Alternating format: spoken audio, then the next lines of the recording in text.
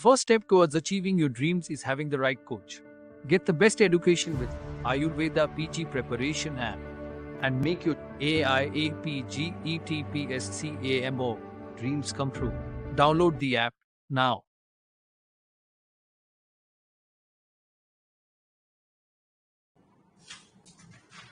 तो आज हम पेपर लगाने जा रहे हैं, वो है राजस्थान पीएससी ग्रामीण का। बहुत ही इम्पोर्टेंट है, उसके कई क्वेश्चन रिपीट होते हैं। तो आज का पेपर है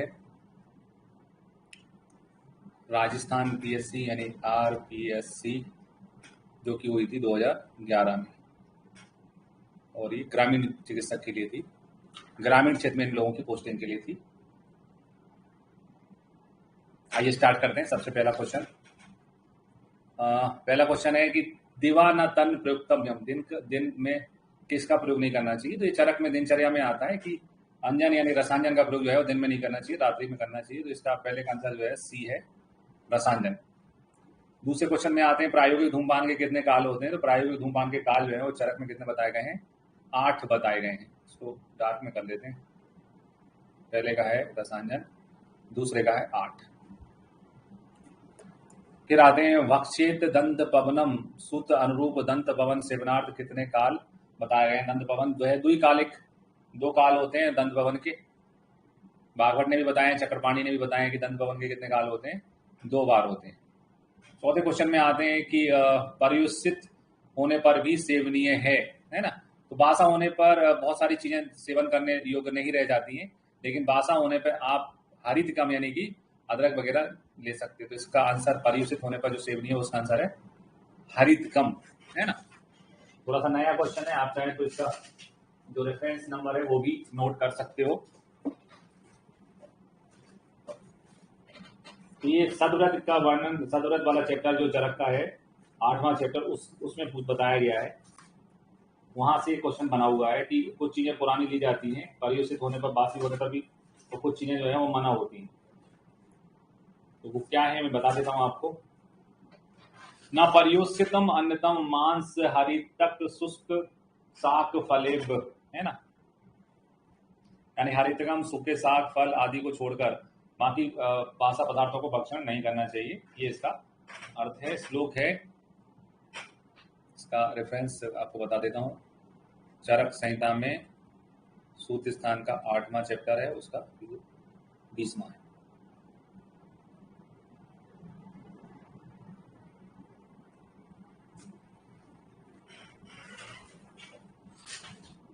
इसके बाद बढ़ते हैं गुरु शीत दिवा स्वप्न स्निग्ध अम्ल मधुर तैजेत, है ना। ये तो है सारे कब वर्धक चीजें। तो कब वर्धक चीजें का तैजेत यानी कब मना बताया गया है। तो ये बसंत ऋतु यानी यहाँ पर आंसर क्या हो जाएगा, फागुन माधव में इनका मना किया गया, बसंत ऋतु में मना होते हैं। फिर आप विसर्ग काल में क्या बलवान होता है। तो आग्नेय काल में सूर्य बलवान होता है, विसर्ग काल में चंद्र यानी कि सोम जो है वो बलवान होता है। सिर श्रवण पादेशु चार विशेषण सीलियत किस कर्म के लिए कहा है। विशेष रूप से सिर में तेल लगाना चाहिए, कान में, पैरों में, ये सब जो है किसके लिए बताया गया है, अभिहन के लिए बताया गया है। फिर पत्त अपत्त मिश्रित भोजन की संज्ञा दी जाती है। पत्त अपत्त दोनों को मिलाकर सेवन करना जो है समसन कहलाता है। चरक में गृहिणी चैप्टर में ये बताया गया है। विपाका कर्म निष्ठा किसने कहा है। रसु ने पातो विपाका कर्म निष्ठा, ये चरक ने कहा है। इसका आंसर क्या है, चरक। विपाका कर्म निष्ठा किसका श्लोक है, चरक का। पुराने पेपर हमें तो याद रहते हैं, तो मतलब हमारे में समय में उज्जैन, जब उज्जैन की भी अलग से एग्जाम होती थी, तो उज्जैन पीजी 2005, उसमें भी ये क्वेश्चन आया था, विपाका कर्म निष्ठा किसका है, चरक का। फिर आए मतस सकला, किसको कहा जाता है। मतस सकला जो है कुटकी का पर्याय होता है। श्रद्धोपास्या चिकित्सा यानी चिकित्सा में सिद्धि उपाय गुण कौन से होते हैं। तो गुणवादी गुण को चिकित्सीय गुण कहा जाता है, और परादी गुण को चिकित्सा में सिद्धि करने वाले उपाय गुण कहा जाता है। तो इसका आंसर परादी गुण है, चरक में बताया गया है। चरक के आत्रेयवध का भी अध्याय में बताया गया है। फिर आओ सा गंधक मूर्छना, यानी जिसमें गंधक रहता है वो कौन है। तो मुग्ध रस में तो होता नहीं, पारद खटिका होती है। रस उसमें भी सेंधव काशीस होता है। कर्पूर में भी गंधक अम्ल रहता है। रस सिंदूर में होता है। तो 12वीं का आंसर है रस सिंदूर। रस रत्न समुच्चय कारणे रस सेवन काल में अपत्य क्या कहा है। तो रस सेवन काल में जो है ककराष्टक का निषेध होता है। ककराष्टक में करेला आता है, तो करेले का निषेध होता है। 13वें का आंसर क्या है? कारवेलक। फिर आप मूर्छा संस्कारात ग्रह कन्या द्वारा पारद दोष का नाश होता है। तो ग्रह कन्या जो है वो मल को दूर करेगी, क्योंकि विरेचन होती है। तो 14वें का आंसर जो है वो है मल। विषैले चित्रों का, अग्नि फलों का संग्रह, ये अपन सब पढ़ चुके हैं। फिर आप 15वें विहिनु चित्तम भवेद लिंगाकारम आधूपकम, यानी कि अग्नि में गर्म करने पर लिंगाकार आकृति बनाता है और धुआं नहीं निकलता, निर्धूम। परीक्षा जो है तो वो तो हड़ताल के लिए होता है, लेकिन आधूपकम ये शिला जतु के लिए आता है। तो इसका आंसर जो है शिला जतु है। रस क्रिया का समावेश किस कल्पना में होता है? तो ले अवले रस क्रिया जो है, अवले जो है रस क्रिया किसका पर्याय है? अवले का पर्याय है। शीत पाक कल्पना में द्रव्य, दुग्ध और जल का अनुपात कितना होता है? तो दूध का हिसाब अपन 31 दिन के बाद करते हैं। दूध का हिसाब कितने दिन बाद होता है? 31 दिन बाद होता है। तो 1:8:32 इसका आंसर है। ध्यान रखना है, ये जो क्षीर यानी दूध जो है वो उसका महीना कब पूरा होता है? 31 दिन के बाद पूरा होता है। तो ये 32 वाला है, इतना आ गया तो आपका वैसा भी सही हो गया। चरक अनुसार प्रकुंज किसका पर्याय है? बल का ही पर्याय प्रकुंज होता है। फिर सुश्रुत ने स्थावर विषयों की संख्या कितनी बताई है? तो स्थावर विषयों की संख्या सुश्रुत में कितनी बताई गई है? 55 स्थावर विषय बताए गए हैं, और 10 उनके जो है अधिष्ठान होते हैं स्थावर के। 20वें में आते हैं पक्वाशय तोदो हिक्का। हिक्का कौन से वेग का होता है? तो 5 हिक्का के वेग होते हैं। सुश्रुत में चौथा हिक्का विसर्ज हिक्का होता है, और चरक में 6वां हिक्का विसर्ज होता है। तो चरक में 6वें वेग में आता है, सुश्रुत में 4थे वेग में आता है। तो ये सुश्रुत का श्लोक है, ये 4थे वेग का है। यानी कि मैं आपको फिर से याद समझा देता हूँ, थोड़ा सा आपको याद रह जाए क्या कहना चाहता हूँ। 5 भेद होते हैं हिक्का के। हिक्का कौन से नंबर पे आता है? 5वें नंबर। 5 हिक्का होते हैं। चरक हम जब पढ़ते हैं तो चरक में हिक्का जो है 6वें नंबर पे आता है, यानी 6वें वेग में हिक्का आता है चरक के। और सुश्रुत में जो है वो 4थे वेग में हिक्का आ जाता है। ठीक है। फिर आप सुश्रुत ने जांगम विष के अधिष्ठान कितने बताए? तो सुश्रुत ने जांगम विष के अधिष्ठान जो है वो 16 बताए। स्थावर के 10 होते हैं, जांगम के 16 होते हैं। अनुपसा का समावेश पंच निदान में किसमें किया है? तो चरक ने अनुपसा का समावेश जो है वो निदान में किया हुआ है ना। ये क्वेश्चन यूपीएससी में भी आया हुआ है। फिर आए जाति अगाति किसके पर्याय हैं? तो जाति अगाति संप्राप्ति के पर्याय होते हैं। बहुद्रव श्लेष्मा दोष विशेषता चरक ने किस व्याधि के लिए कहा है? तो ये प्रमेय का श्लोक है। प्रमेय में विशेष रूप से श्लेष्मा दोष होता है, विशेष रूप से कफ दोष होता है। फिर क्षणे सीता अस्थि संदेह सुरोरुजा जो है वो समसन्निपातक विषम ज्वर का, वो समसन्निपातक ज्वर का रहता है, यानी बाधक पित्तज का पद सन्निपातक ज्वर का है ये। क्षणे सीता अस्थि संदेह शिरोरुजा। फिर और चरक ने प्रभाव वेग से रोग के कितने प्रकार बताए हुए हैं? तो प्रभाव वेग से 2 प्रकार बताते हैं। प्रभाव क्या होगा? या तो साध्य होगा या असाध्य होगा। तो साध्य असाध्य जो है प्रभाव वेग से कौन से 2 भेद बताए? साध्य और असाध्य। अधिष्ठान भेद से मना सर अधिष्ठान हो जाता है ना। और दोष भेद से आमाशय पक्वाशय उत्पन्न हो जाता है। सत्क्रिया काल का वर्णन सुश्रुत की किस व्याधि के प्रकरण में किया है? तो सत्क्रिया काल 21वां चैप्टर है, व्रण प्रश्न अध्याय।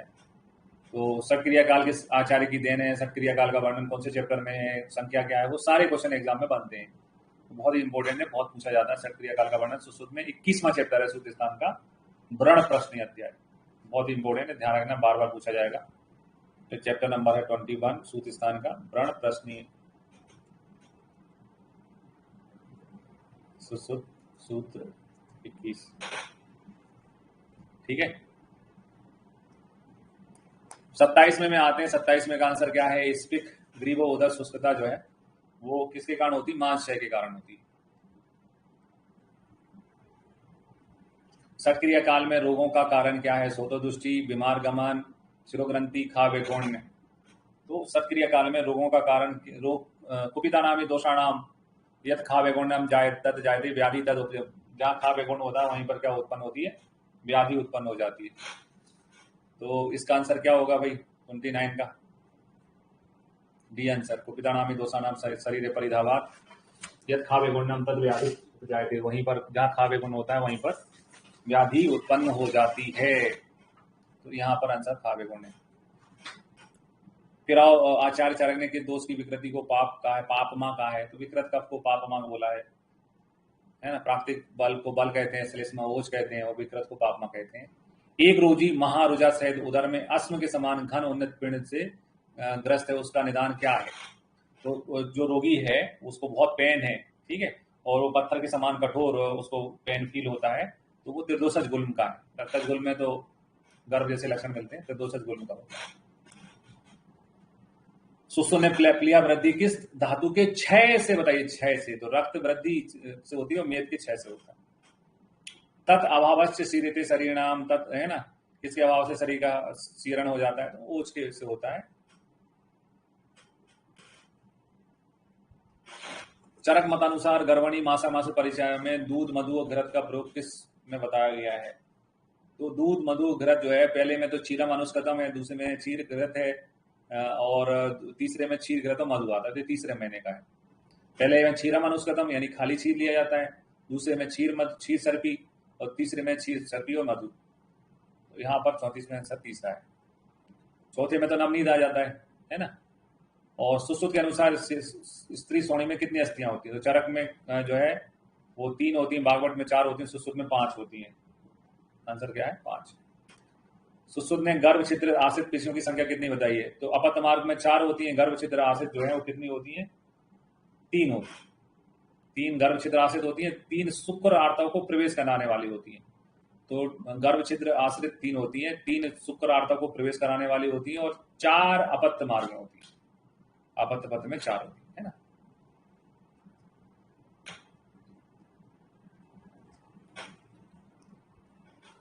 फिर आते हैं 37 में, आर्तव व सोतस के विद्ध होने पर, विद्ध यानी सुश्रुता है, मैथुन आश्रता आर्तवनाश और बंधत्व होता है ना, कि कष्टार्तव होता है, आर्तवनाश बंधत्व होता है। तो कष्टार्तव तो बताया नहीं है ना, कटिवेद ना बताइए, पहले ही जो है आंसर सही है, मैथुन आश्रता आर्तवनाश और बंधत्व।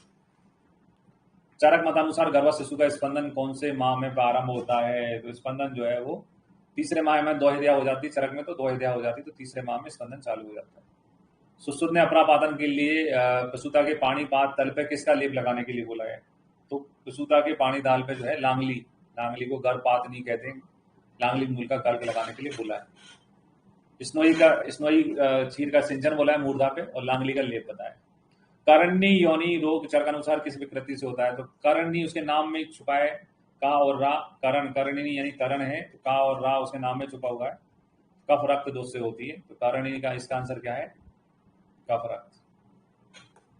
आचार्य सुश्रुत ने सूतिका काल की अवधि कितनी बताई है? तो सूतिका काल जो है वो 1.5 महीने का होता है, तो यहाँ पर 1.5 महीने यानी 6 सप्ताह हो जाएगा, 6 से 7 सप्ताह। मतलब इन्हें हिंदी में पूछ लिया है, मतलब एक्चुअल में 1.5 माह आंसर होता है।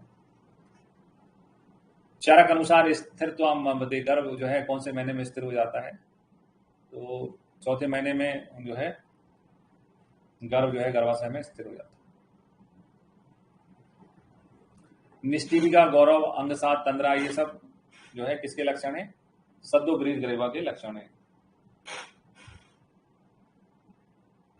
गौरव, तृप्ति, निष्ठिविका, अंगसात, तंद्रा, प्राहर्ष, हृदय व्यथा, है ना, ये सब चरक ने बताया सद्दो ग्रीस ग्रेवा के। अनंत सारा रुपया पैसा मुझे चाहिए, अनंत सारा रुपया मुझे पैसा कब चाहिए, है ना, कब इकट्ठा करेगा वो? चौथे महीने का है। 5वें महीने में तो कश्मीर घूमने चले जाते हैं, तीसरे महीने में वृक्षोद्नी लता होता है, दूसरे महीने में काला तिल होता है। तो ये चौथे महीने का 44 का आंसर जो है वो सी है। फिर आते हैं 45वें में, सुश्रुत अनुसार बालक के पैदा होने पर जरायु हटाकर मुख विशोधन कैसे किया जाता है? सुश्रुत ने मुख विशोधन सेंधा सर्पी से बताया है ना, सेंधव सर्पी, और है ना, सभी सेंधव सर्पी यूज करते हैं। गर्भोदक बमन में बचा यूज कर लेते हैं बागवट। फिर अभ्यंतर स्नेहन के पूर्ण होने पर कितने दिन के अंतराल में विरेचन कराने का विधान है? तो देखो, बमन में 1 मुहूर्त का गैप रहता है, तो 1 दिन का अंतराल होता है, और विरेचन में थोड़ा टाइम लगता है, 3 पहर तक होता है, तो 3 दिन का टाइम लगता है विरेचन के बाद में, 3 दिन तक चलता रहता है।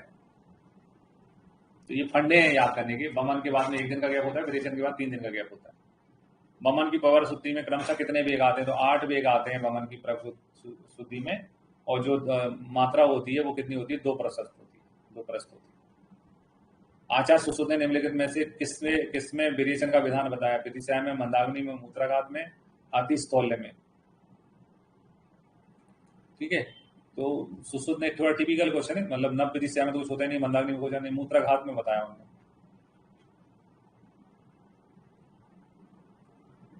मूत्राघात में विरेचन बताया हुआ है, क्योंकि मूत्राघात में विबंध रहता है, कच्छत कम होता है, विबंध ज्यादा होता है। जयंताक श्वेत के लिए कुटी का आकार 16 आरत्नी होता है। जयंताक हेमंत ऋतु में कराते हैं, जय है 16 ऋतु 16 आरत्नी।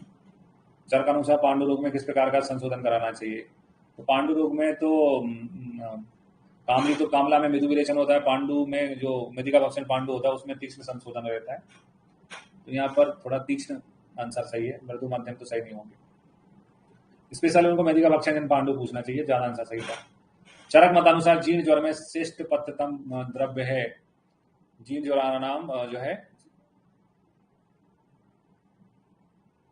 पया प्रस्मनम परम है ना, पया प्रस्मनम परम होता है। और इसमें है ना घृत तो इस ऑप्शन में नहीं है, तो कठिन ही नहीं है। घृत होता तो कंफ्यूज भी होते। निम्नलिखित में से कौन सा एक खाली पेट नहीं करवाना चाहिए? विरेचन, अनुवासन, बस्ती, निरूप, अमन। तो अनुवासन अनुधनवास खाना खाने के बाद में होती है।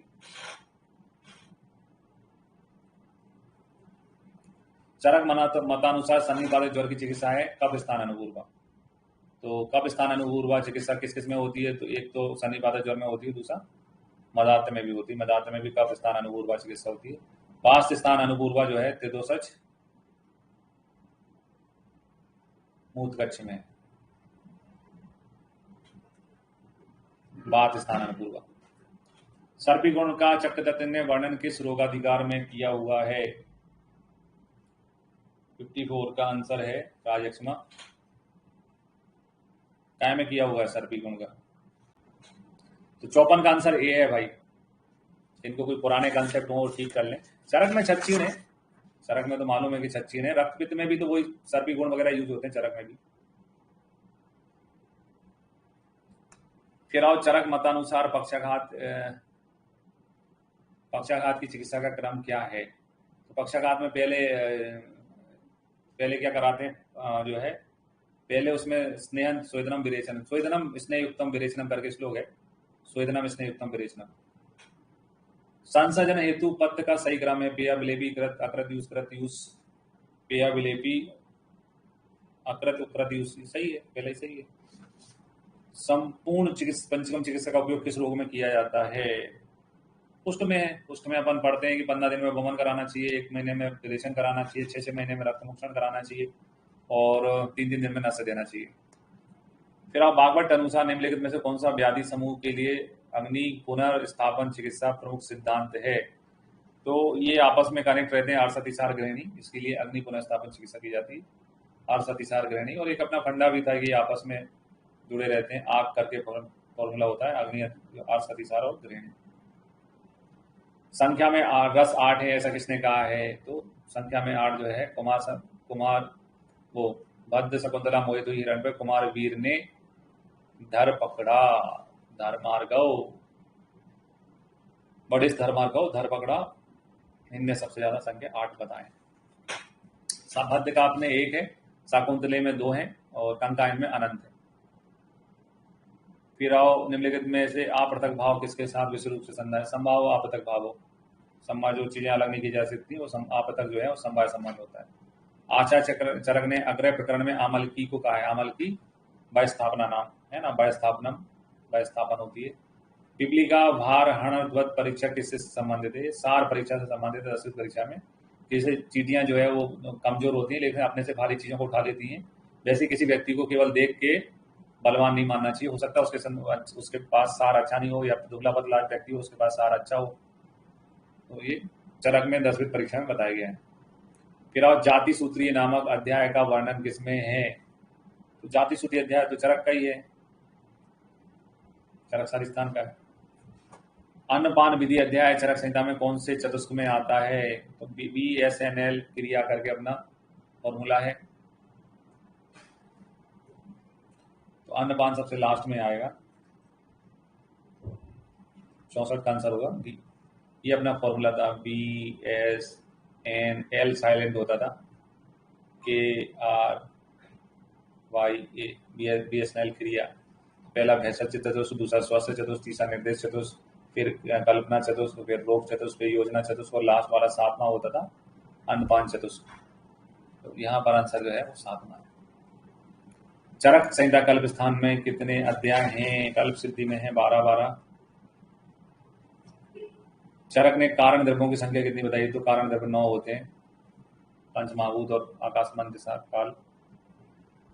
67 में आते हैं, तो निम्नलिखित में से कौन सा स्थान सुश्रुत संहिता में सम्मिलित नहीं है? तो सुश्रुत संहिता में सारी, सूत्र, निदान, विमान नहीं है, विमान स्थान नहीं है।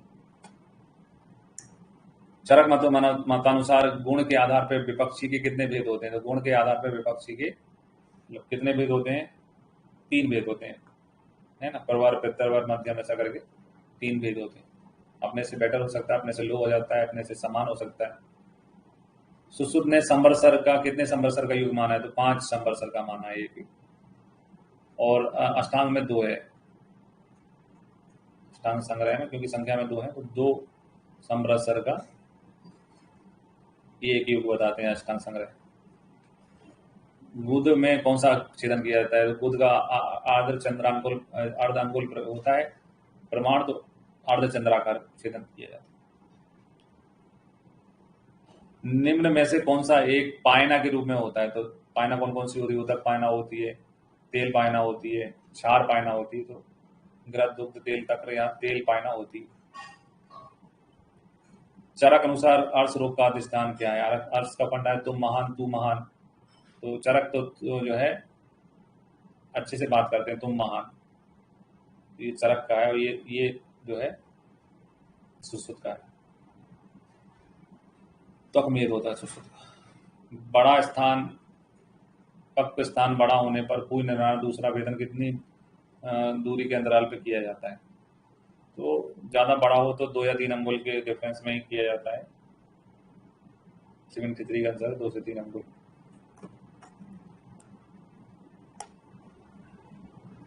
भागवत के अनुसार अपक अजगली की चिकित्सा में निम्नलिखित में किसके द्वारा की जाती है? अजगली का बालकों में होने वाला रोग है, तो उसमें रक्त मोक्षण कराते हैं। कैसे कराते हैं? जलोका से कराते हैं,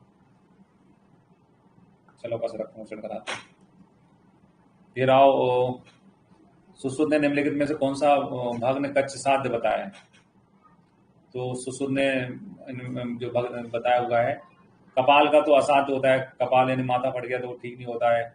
जगन संधि के उत्कृष्ट भग्न वो भी ठीक नहीं कर पाते थे, दुर्योधन उसका उदाहरण है। कच्छ साथ होता था अच्छी माँ, अच्छी माँ, ये अपना फॉर्मूला था, अच्छी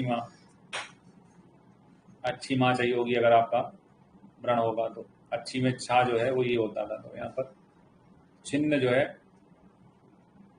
कांड भग्न जो है भग्न कच्छ साथ होता है। व्रण सात का 5 से पंच शोधन होता है, 5वां का व्रण शोधन है। आदौ विमलापन कुर्यात्, द्वितीय सेचनम, तृतीय उपनयने, चतुर्थी पाठनम क्रियाम, पंच शोधनम, 6वां रोपण, 7वां व्यक्रतपम। सुश्रुत ने कर्ण रोगों की संख्या 1 जगह संभाषा परिषद हुई, सारंगधर ने 18 घंटे सुना, भागवत ने 25, और हमारे सुश्रुत ने 4 यार मिल जाए गुजरात और गुजरात 28 घंटे सुना। ये अपने फंडे से चीजें बिल्कुल तुरंत क्लियर रहती। सुश्रुत ने प्रतिसाणी क्षार के कितने गुण बताए हैं? तो गुण की संख्या जो सुश्रुत में बताई गई है वो है 8। सुश्रुत ने नासा अर्बुद कितने प्रकार के बताए? तो अर्बुद नॉर्मली 6 प्रकार के होते हैं, लेकिन नासा अर्बुद जो है वो 7 प्रकार के होते हैं। स्कंद भग्न की चिकित्सा के लिए कौन सा बंध माना जाता है? तो स्कंद में कंधे पे अपन टैटू बनाते हैं किसका? स्वस्तिक का। पोष बंध जो है अंगुली में, पर्व में होता है, पंचांगी नेत्र में होता है, ऊर्जत्व लोगों में होता है, दाम जुड़े हुए में होता है, और स्वस्तिक बंध बांधते हैं इसमें। सर्पी प्रकाश सांध्यम किस स्थानगत व्रण का लक्षण है? घी है ना, सर्पी मांस है ना, सर्पी मांस स्नायु में सिंघाड़े के समान आता है, सिरा में जो है रक्त के जैसा आता है। इक्का आटुक किस अभ्यंतर विधि का लक्षण? नाभि में होता है इक्का, गंभीरा इक्का। 13 संधियों में स्थित कफ की संज्ञा है ना, संधि में स्थित कफ की संज्ञा है श्लेष्मक कफ। चरक अनुसार अस्थि व सोटस के मूल होते हैं। अस्थि के हर धातु उत्तेतर धातु की वो होता है उसका, तो यहाँ पर मेद से तो अस्थि बनना ही है, जगन और मेद होते हैं। सारंगर के अनुसार प्राणवायु का स्थान क्या है? नाभि। इसमें बिल्कुल कंफ्यूज नहीं होना है, ये बार बार आने वाला क्वेश्चन है। नाभिस्थ प्राण पवना लिखा आता है सारंगधर में।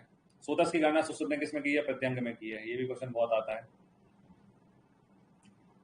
आचार्य चरक के अनुसार शुद्ध सत्व के कितने भेद होते हैं? तो शुद्ध सत्व यानी कि जो सात्विक काय वाले जो होते हैं वो 7 होते हैं। ब्रह्म, ऋषि। सिरा किस प्रकार का भाव है? सिरा, धमनी, ये सब पितरज भाव है क्योंकि पोषण करते हैं। धृतिमान, सहिष्णु, चिरग्राही, दृढ़ बैर, कृतज्ञ किस लक्षण का है? जो धृतिमान हो, सहिष्णु हो, चिरग्राही हो, कपच का है। वीर आरोग्यम बल बण मेधा चाहिए है ना, बल बण मेधा, ये वीर आरोग्यम। आरोग्य जो है वो हमेशा सात्म का होता है क्योंकि दो धातु का साम्य ही क्या कहलाता है? आरोग्य कहलाता है। पांडे का क्वेश्चन है, गलत नहीं हो सकता। दो धातु का साम्य ही आरोग्य कहलाता है। चरक ने गर्भ रसा आदरस किसके लिए कहा है?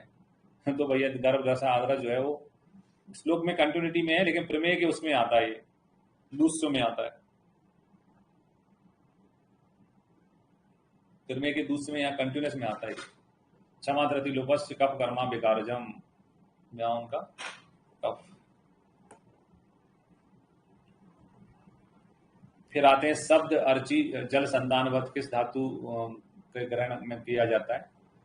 तो शब्द जो है के समान तिर्यक गति करने वाला, अर्ची के समान ऊर्ध गति, जल के समान नीची गति करना, ये संवहन किसका है? रस का संवहन है। सुश्रुत ने बताया है। गैस्ट्रिक जूस का पीएच कितना होता है? तो गैस भराने के लिए कितने पैसे खर्च करने पड़ेंगे आपको?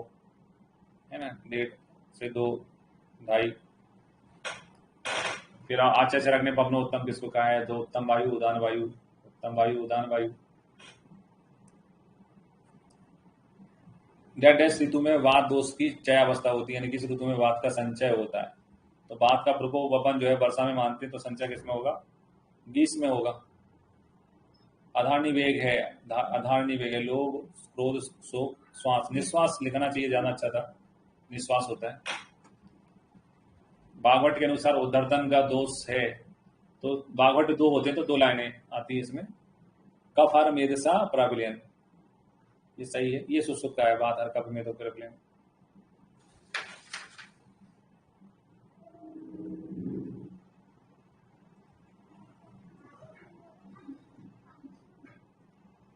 हंसोदक किस ऋतु में विशेष रूप से लाभदायक है? तो शरद।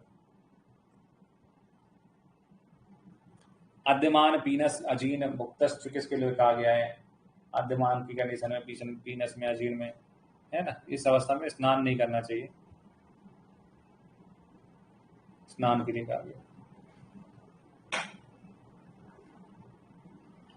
ठीक है, बहुत ही सिंपल था आज के लिए, लेकिन इतना ही रहने देते हैं। कल अगर टाइम मिला तो कल भी देख लेंगे।